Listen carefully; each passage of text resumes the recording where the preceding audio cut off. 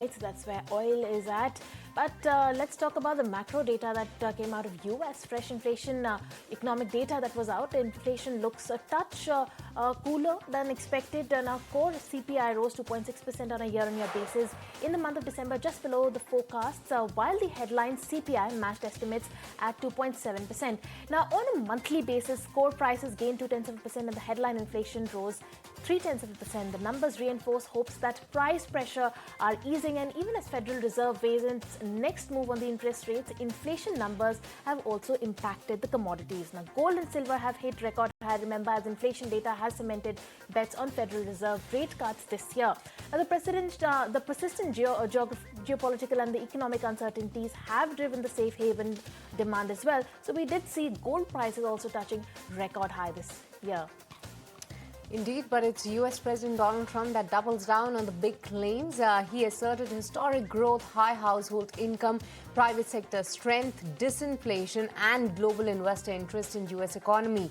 He pushed a 25% tariff on any country doing business with Iran, upping the pressure amid the protest and raising the trade tensions and potential cost burdens on consumers. He also highlighted heavy 25% tariffs on imported cars to spur domestic auto investment and boasted that they will rebuild Venezuelan oil industry with private capital. Let's go across and listen in. The inflation numbers just came out and we have very low inflation, so that would give Too-late Powell the chance to give us a nice, beautiful, big rate cut, which would be great for the country. But rates are falling also, and growth is going up. He's billions of dollars over budget, so he either is incompetent or he's crooked. I don't know what he is, but certainly he doesn't do a very good job. And well, Trump also launched fresh attacks on Powell, calling him incompetent or crooked and declaring that jerk will soon be gone. And the remarks come as Trump's Justice Department probes cost overruns at the Fed, stoking fears over central banks' independence. Let's listen in. Today, if you announce great numbers, they raise interest rates to try and kill it. So you can never really have the kind of rally you should have. What happens and what we want, we're going to have a lot of great months, a lot of great quarters. I want the market to go up. You announce unbelievable numbers and the market goes down because they know you're going to do everything possible. In the Fed, we have a real stiff in the Fed, but that's for another day. But they raise rates. So everyone says, oh, they announced great numbers. It's great, great, great. And the market goes down because they immediately raise rates. No, when the market goes up, they should lower rates.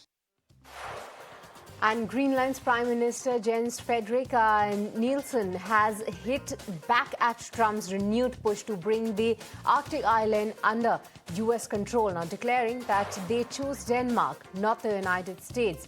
Standing with Danish PM Mette Frederiksen, Nielsen reaffirmed Greenland's loyalty to Denmark, NATO and EU ahead of high-stakes talks at White House. Now, Trump has said that the US needs Greenland for national security and is ready to pursue control one way or another.